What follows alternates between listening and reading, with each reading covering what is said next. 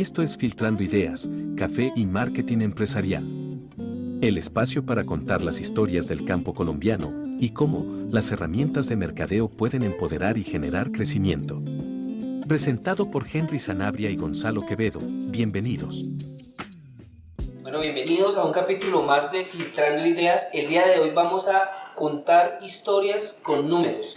Para eso, pues nos acompaña como siempre Gonzalo Quevedo y un invitado muy especial que traemos el día de hoy, que es Freddy Torres. Freddy internamente pues es una persona que hace parte de nuestro equipo, pero hoy lo quisimos invitar porque sabemos que es un experto en todo el tema financiero, en todo el tema de números, es el que nos saca de cosas.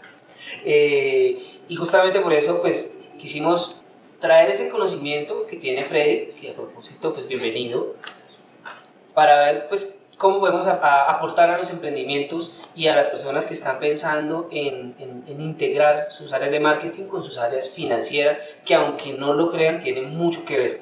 Freddy, ¿cómo estás? Henry, muchísimas gracias por la invitación, Gonzalo. Me siento muy honrado de estar acá con ustedes y poder aportar un poquito a todas las personas que nos están escuchando el día de hoy. Muchas gracias por la invitación. Bienvenido, Freddy, a nuestro podcast. Bueno, también para dar un poquito de contexto, Freddy ahorita es especialista en control gerencial corporativo, o sea, tiene un bagaje súper importante en el aspecto financiero, de la parte técnica y también pues la parte, pues la práctica, que pues obviamente nosotros nos hemos dado cuenta de eso ya acá en la ejecución. Nos acompaña pues obviamente en Agrowner, también en los emprendimientos que hemos sacado adelante de otras empresas, y pues su conocimiento es el que le da a uno mucha dirección y perspectiva en cuanto a cómo se ejecutan estos procesos.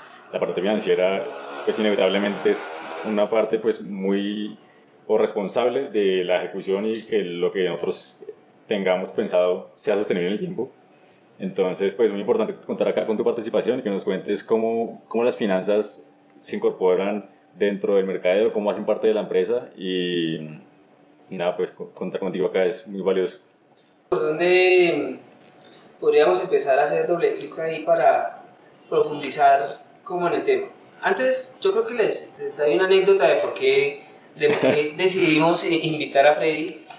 Recientemente hemos estado participando en algunos eventos con una agencia en donde hay emprendedores, emprendimientos, y estos están como buscando como muchas ayudas, apoyos de distintos tipos, pero desafortunadamente muchos de los emprendimientos no dan el paso de formalizar su negocio.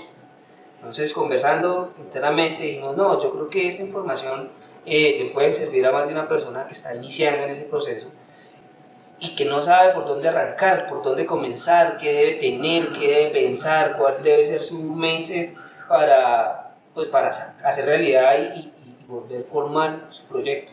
Entonces, ahí yo creo que es donde, Freddy, tú nos puedes dar una luz. Soy un emprendedor, quiero empezar a formalizar mi empresa, ya estoy vendiendo, no sé, jabones, champús, café. ¿Por dónde arranco para formalizar mi empresa? Bueno, Henry, si miramos atrás, siempre las personas, las empresas y cualquier cosa que tú mires en la economía evoluciona. Actualmente los emprendedores están creciendo aún más que hace 10 o 20 años atrás. Sin embargo, las personas no tienen las bases para poder emprender y es lo que vamos a hablar el día de hoy. Quiero tocar primero un tema que es el tema de mentalidad. Todos arrancamos con un negocio o con una idea. Siempre vamos a tener en nuestro pensamiento la creatividad. Siempre arrancamos con algo que queremos evolucionar o algo que queremos poner en el mercado. Y ahí es donde empieza todo, en el tema mental.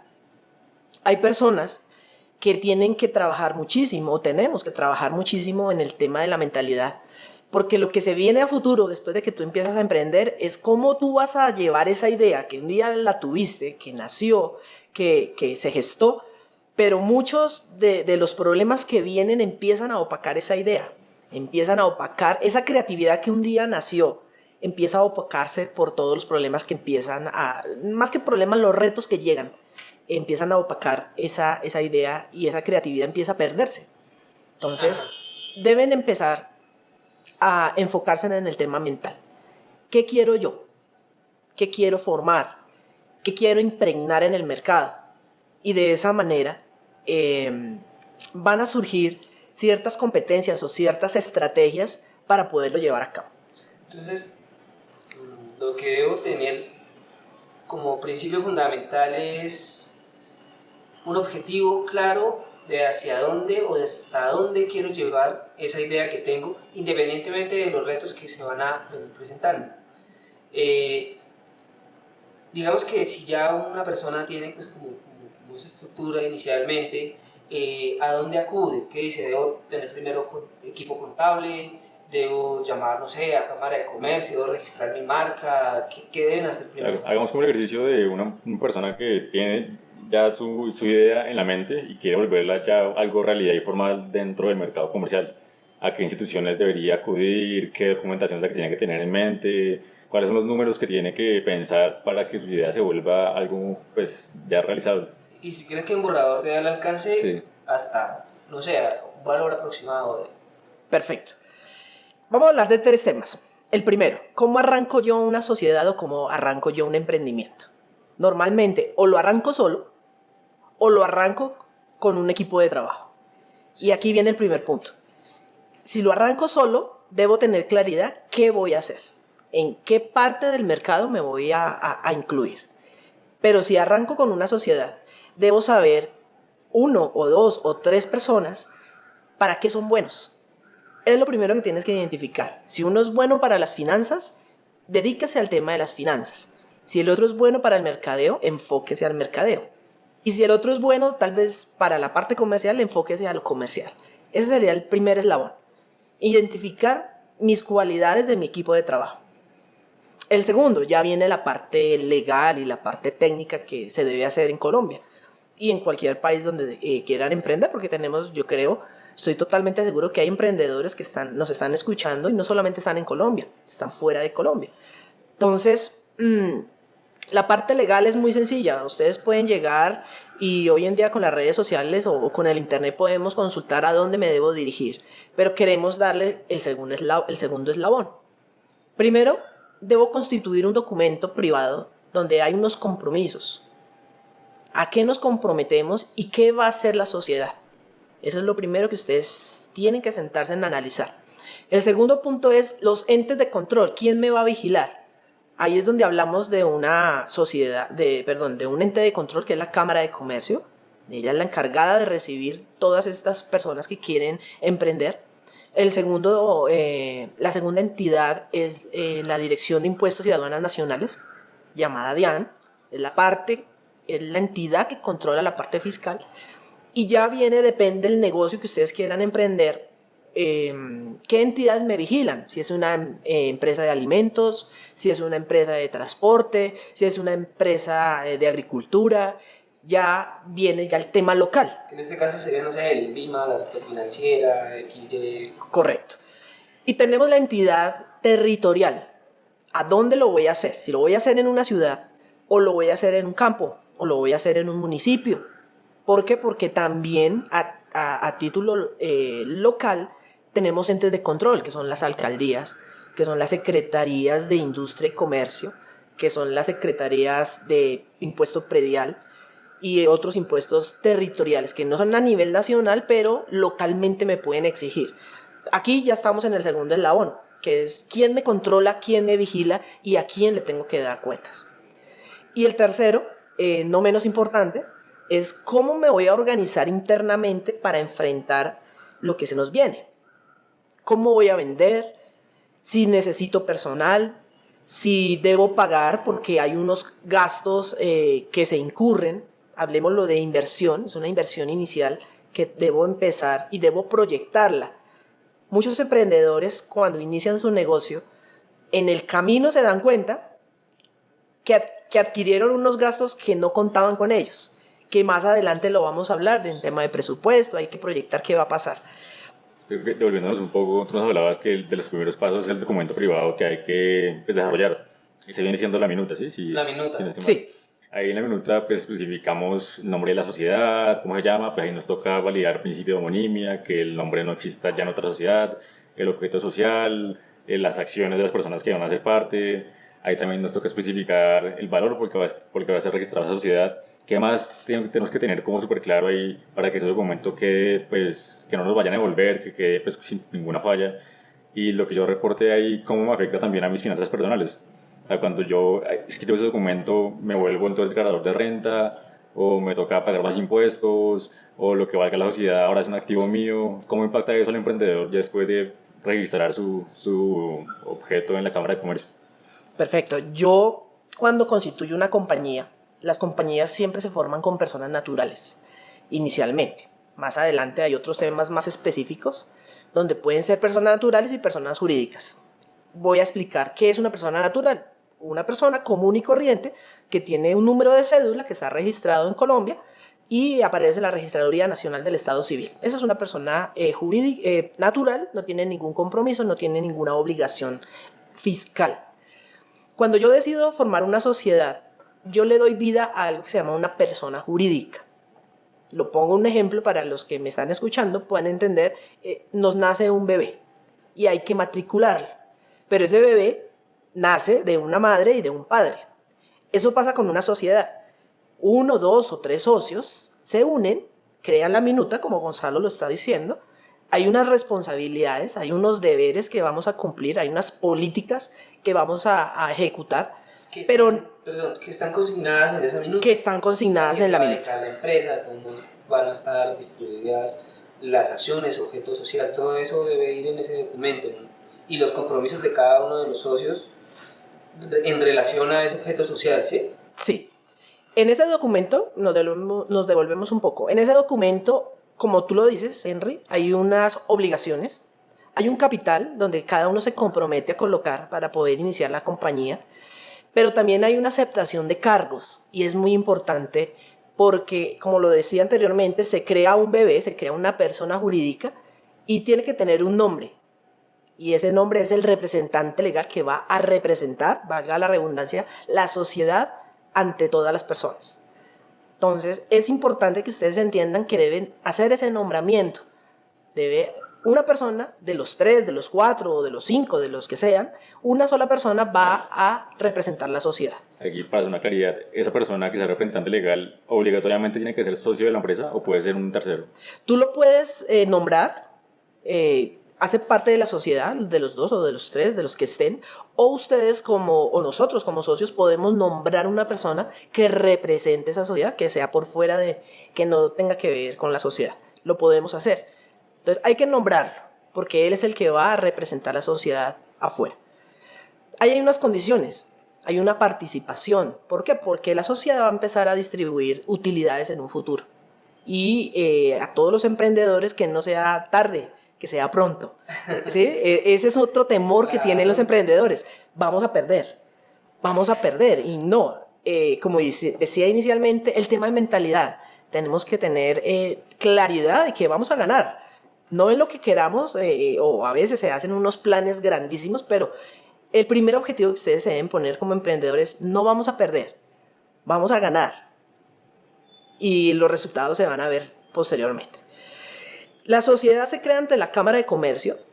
Ellos tienen un staff de abogados que nos van a colaborar, nos van a guiar, y asimismo nos llevan a la DIAN, para que todos queden informados de esa manera que ya existe una nueva persona jurídica.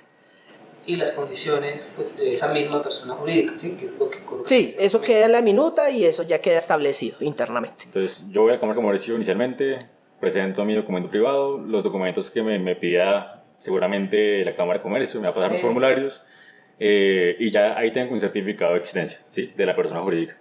Ahí me dirijo a la DIAN. ¿Y en la DIAN qué es lo que busco? ¿Qué es lo que necesito que me dé la DIAN? Hace unos años se suprimieron muchos trámites porque Colombia es un país de tramitología. Se creó una ley donde con un solo trámite todas las entes de control ya están informadas. En este momento la Cámara de Comercio recibe la información y la transmite inmediatamente a la DIAN. No necesitas dirigirte a la DIAN o tener que ir nuevamente a otra entidad a volver a formalizar la entidad o la empresa que crean. No, ya simplemente están informados. Ya tienes una persona jurídica, ya tienes un nuevo NID o un número de cédula que se llama NIT y ya estás constituido ante todas las entidades de control. En algunos casos hay algunas diferencias donde te tienes que acercar como para aclarar ciertas cosas que de pronto no quedaron claras en el inicio de la sociedad, pero ya son muy pocos los casos que se dan. Entonces ya quedas con una vida legal, una persona jurídica constituida. Ok, tú eres la Cámara de Comercio de Miaminit, que es mi número de identificación tributaria, que es como mi cédula de la Sí, persona jurídica. correcto. Y la DIAN ya queda informada para que ella misma genere el RUT, que viene siendo el Registro Único Tributario. Eso me sirve es para identificar que, o sea, yo con eso pago impuestos y no más. O para qué más me sirve ese número, realmente lo necesito. Quedas formalizado. Okay. Quedas formalizado para celebrar cualquier contrato, para empezar a vender, para empezar a comprar, para empezar a darle vida a ese emprendimiento que has anhelado. Y que todo quede trazado pues ante estas entidades, ¿no? Me imagino que pues es como uno de los fines también de esta formalización. Hagamos el paso a paso como así como muy rápidamente. Yo siento que Gonzalo trata como de compactarlo para que quede muy claro para las personas ese paso a paso y podamos empezar a ver otros temas. Entonces tenemos que tener un documento donde podemos de acuerdo en todo el tema de la sociedad, lo llevamos ante la Cámara de Comercio, ella le informa a las otras entidades y digamos que ahí ya tenemos una empresa, existe una empresa. Ahora viene algo muy importante que le queríamos preguntar, es una vez tengo este bebé que nació, ¿cómo planeo la vida de ese bebé? Y yo creo que eso está muy de la mano de las finanzas, ¿cómo prospecto las finanzas de esa compañía que están haciendo? Primero tienes que, yo siempre armo un presupuesto de ingresos y gastos. Voy a gastar, pero también voy a percibir ingresos. Así que yo asesoro a varios emprendedores donde le digo, hazte un presupuesto de cuánto quieres vender enfocado en la realidad económica de tu negocio. Todos quisiéramos vender 100 millones, 200 millones de primerazo.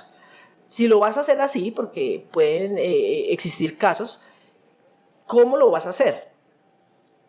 ¿A quién le voy a vender?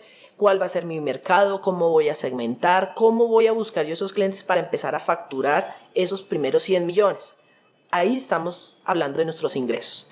Pero también es importante que tengan en cuenta los gastos que incurre una sociedad cuando inicia.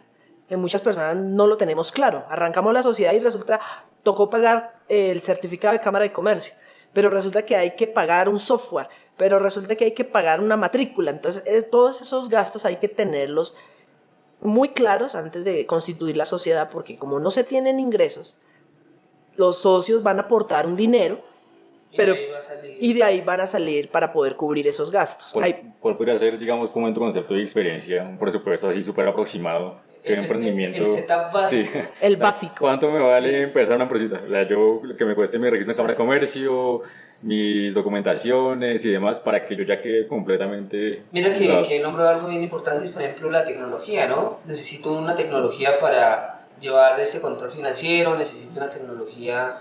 si necesito comunicarme dentro de mi equipo, si necesito, bueno, implementar algún tema de mercadeo. Claro, como cuál es el producto mínimo viable para yo consolidar mi emprendimiento. Entonces, bueno, tener Cámara de Comercio, tener RUT, pero atado a eso debo tener un sistema contable. Creo que ahí se nos prende también el tema de la facturación electrónica. Correcto. Esas cosas. Listo. ¿El producto mínimo viable cuál sería? Vamos a trabajarlo todos, ¿listo?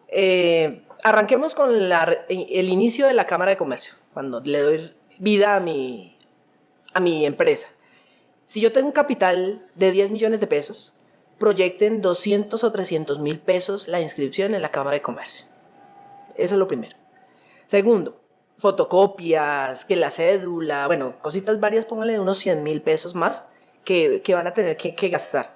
Que radique el documento, que los taxis, que los buses, que la comida, cositas que nos van a hacer mella en el presupuesto. Entonces ya llevamos 300 mil pesos.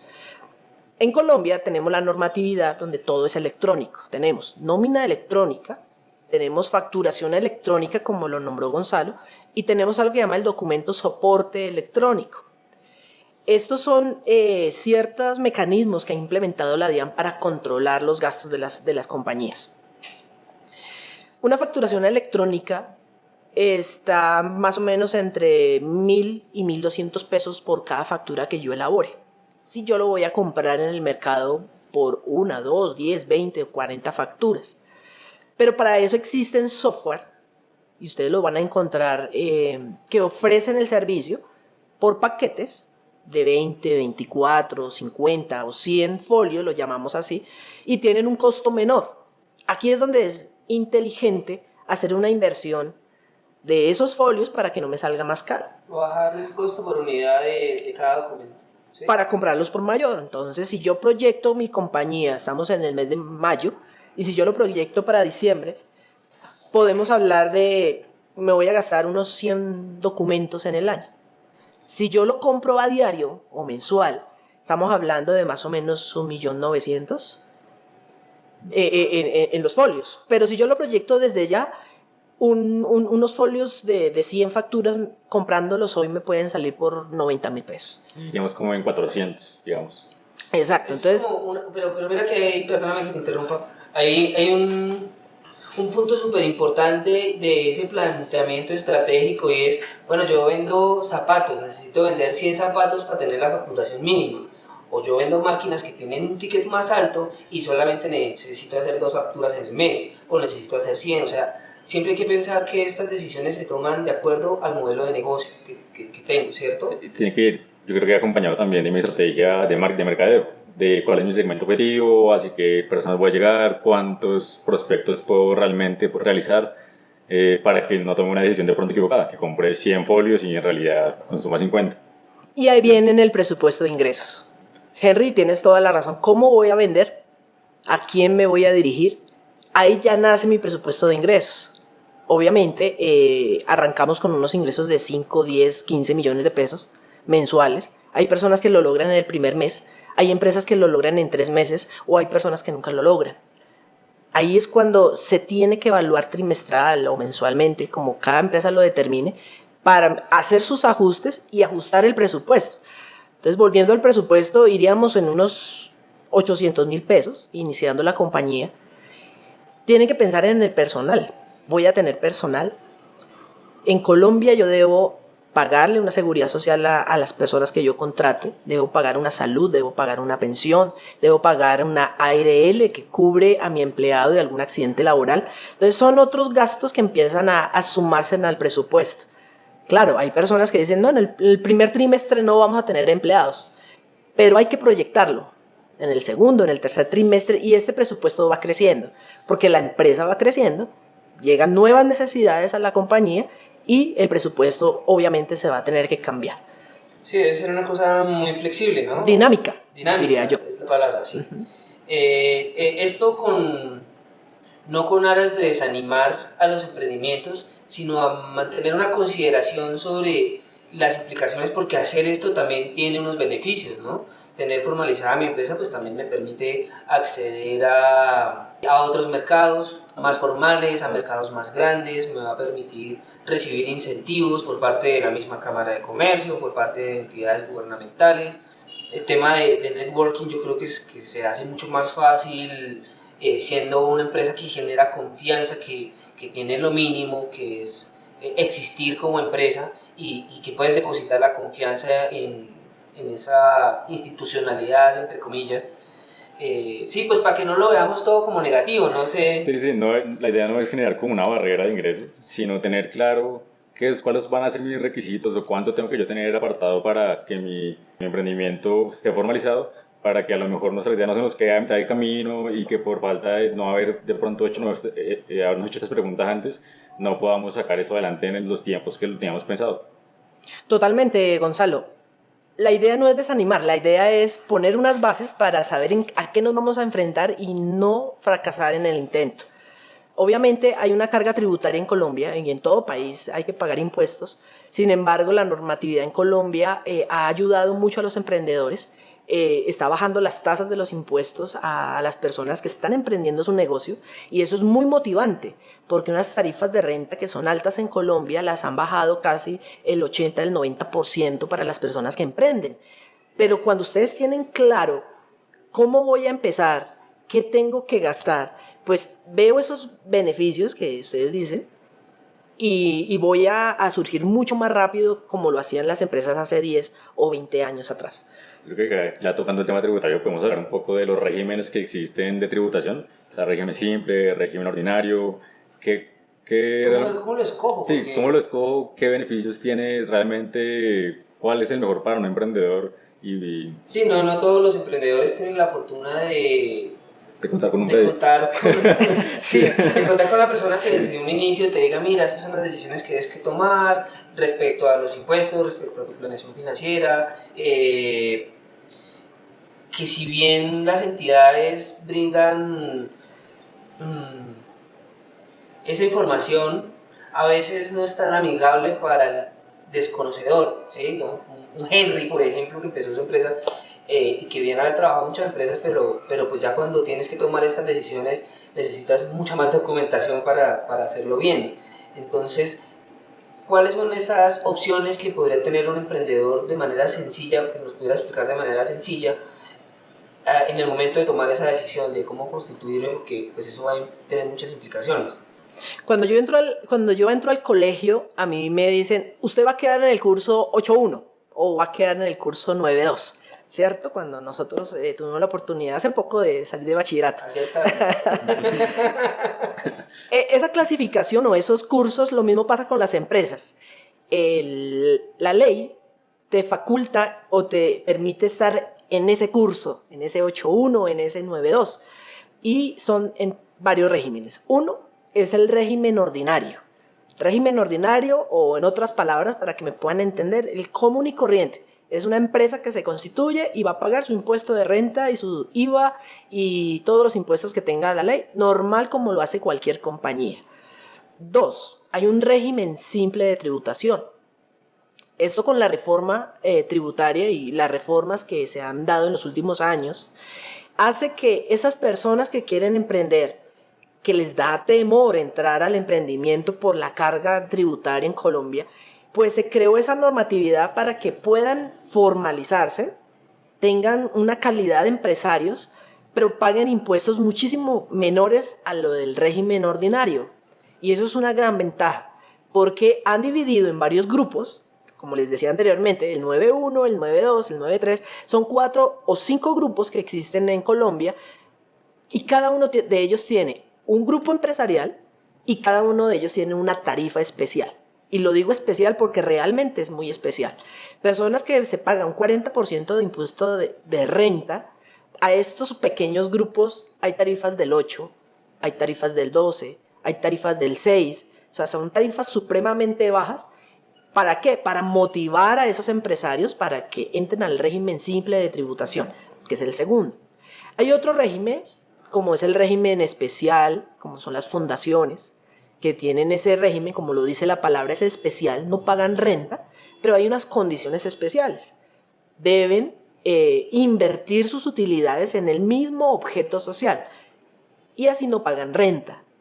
Entonces, es un beneficio, pero deben mantenerse en ese objeto social. Si yo me dedico a llevarle comida a personas de la calle y esa es mi fundación, pues las personas que me donen o que me generen ingresos, pues debo reinvertir en ese mismo objeto social. Entonces la ley me dice, ok, usted está haciendo una actividad social, no me pague impuestos.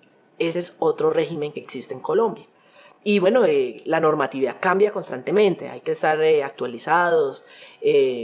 Una persona, un contador, un gerente financiero les puede ayudar mucho. Y yo trato de hablar de términos muy esenciales, básicos, que la gente me entienda. Si yo les digo régimen simple de tributación, si yo les digo IVA generado, IVA descontable, pues mis empresarios no me van a entender.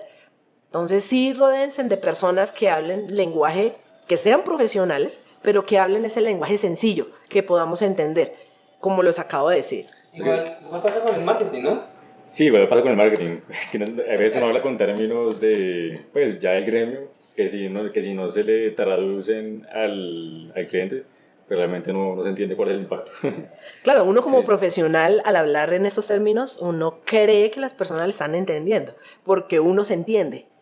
Pero sí, hay que manejar muy bien, y eso es muy importante en el emprender, hablar con lenguaje sencillo, que todos nos entendamos. Nos hablas ahorita así como rápidamente del régimen simple, que es como el que yo creo que la mayoría de los emprendedores entrarían. ¿Cuáles son así como puntualmente los beneficios que tiene este régimen y por qué lo escogería?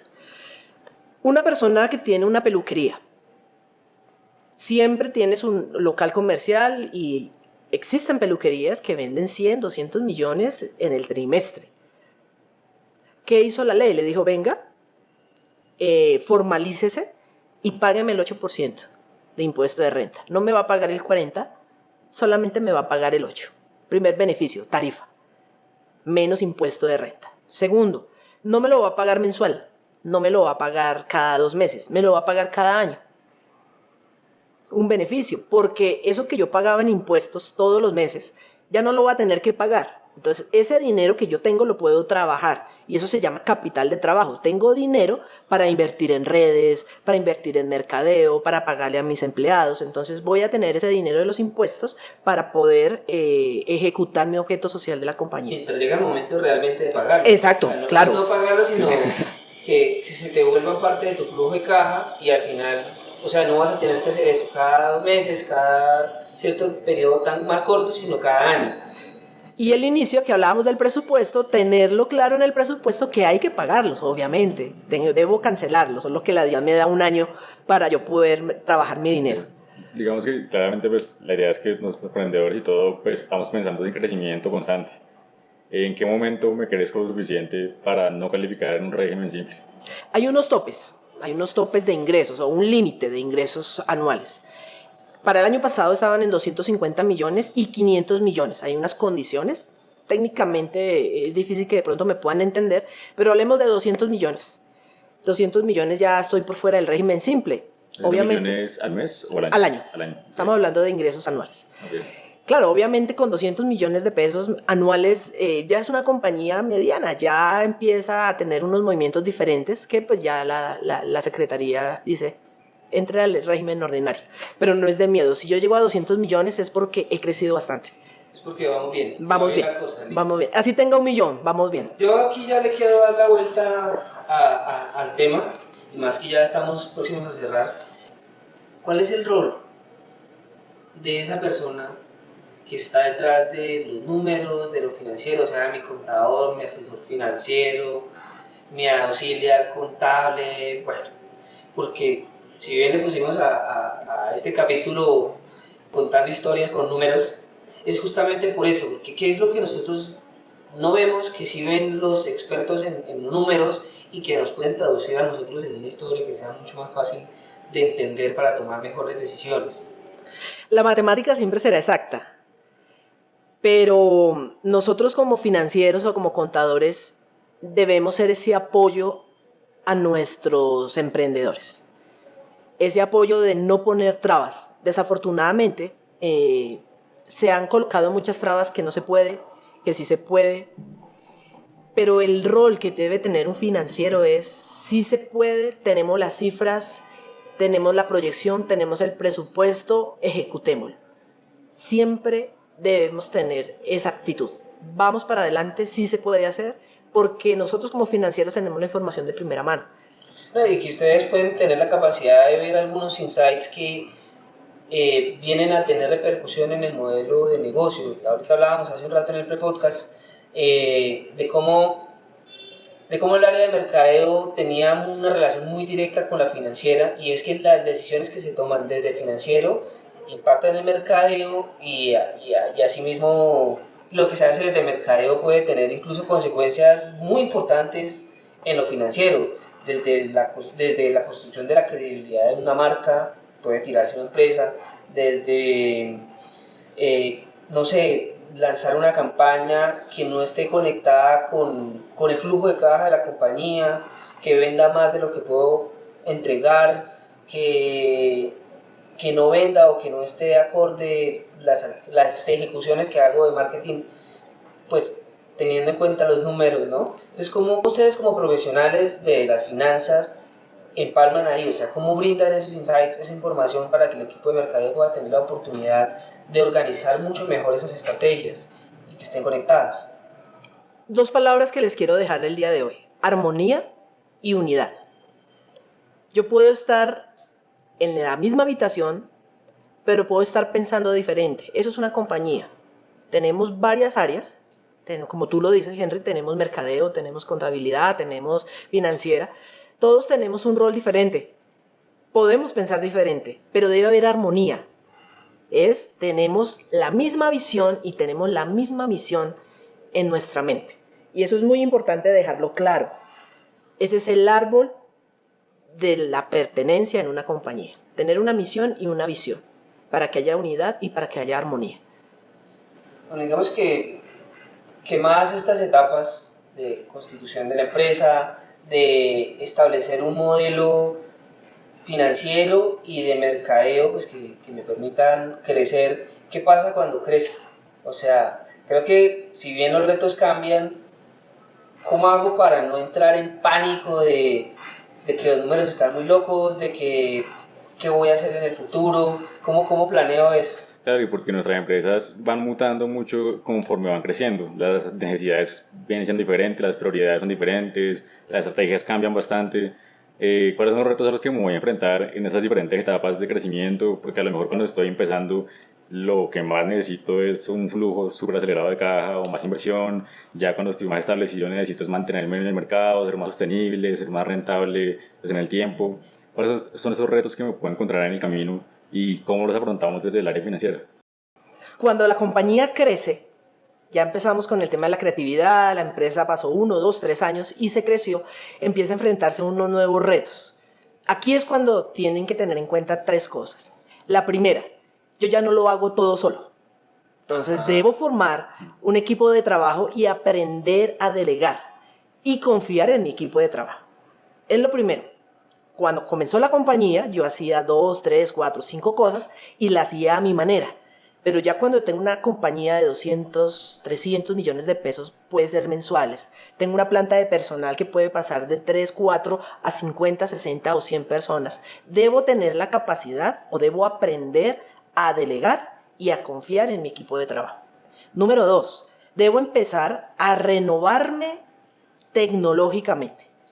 Debo empezar a implementar nuevas tecnologías que hagan que mis procesos sean mucho más rápidos, mucho más automáticos, sin perder el control. Y número 3, deben hacer una planeación tributaria, porque los impuestos, al tener mayor ingreso, son mayores impuestos. Allí es donde tienen que tener un buen equipo de trabajo, donde planeen con anterioridad cuánto voy a tener que pagar en impuestos en un futuro. Y eso evita que yo tenga problemas de flujo de caja. Eso se llama planeación tributaria o planeación fiscal o planeación gerencial, en el caso de los gerentes financieros. Entonces, cuando yo planeo estas 3 cosas, 1, aprender a delegar, 2, renovar mi tecnología y 3, hacer una planeación de impuestos, y no solamente impuestos, ¿cuánto personal voy a tener que contratar a futuro? Ya no voy a tener 50, voy a tener 100. Entonces, estamos hablando de una planeación integral. Eso sería algo como lo que nosotros llamamos escalabilidad, que ya mi modelo de negocio funcione de tal forma que a medida que yo voy construyendo ese crecimiento, que voy creciendo, se vayan implementando cosas mucho más automáticas, mucho más simples, modelos con flujos mucho más cortos, para que a medida que yo me vaya agrandando simplemente se vayan incorporando esas nuevas cosas y vaya creciendo junto con la compañía.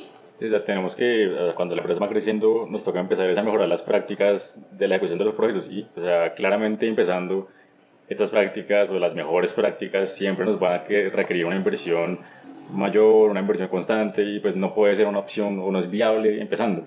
Entonces ya cuando estoy creciendo, sí tengo que empezar a abrirme a este mercado de tecnologías y de diferentes formas de hacer los procesos para optimizar ya mis recursos internos. Y como Gonzalo lo dice, cuando hay recursos, viene algo que son los inversionistas. Aquí es cuando yo ya he crecido, vienen las alianzas estratégicas y vienen los inversionistas de capital. Es muy importante con quién me voy a asociar. Es muy importante, los emprendedores que me están escuchando, que están en ese nivel, la sociedad es como un matrimonio. Yo les pregunto, ¿con quién se van a casar? Y ese con quién me voy a casar es quién va a invertir en mi compañía que me va a potencializar. Porque muchas veces las personas o las empresas crecen con inversión. Y puede venir inversión de los bancos, puede venir inversión de capitalistas o puede venir inversión de los mismos socios de la compañía. Yo ese modelo pues de las startups ahora que pues tienen esos modelos de growth y de crecimiento acelerado y que bueno, pero creo que eso sí es tema para otro podcast.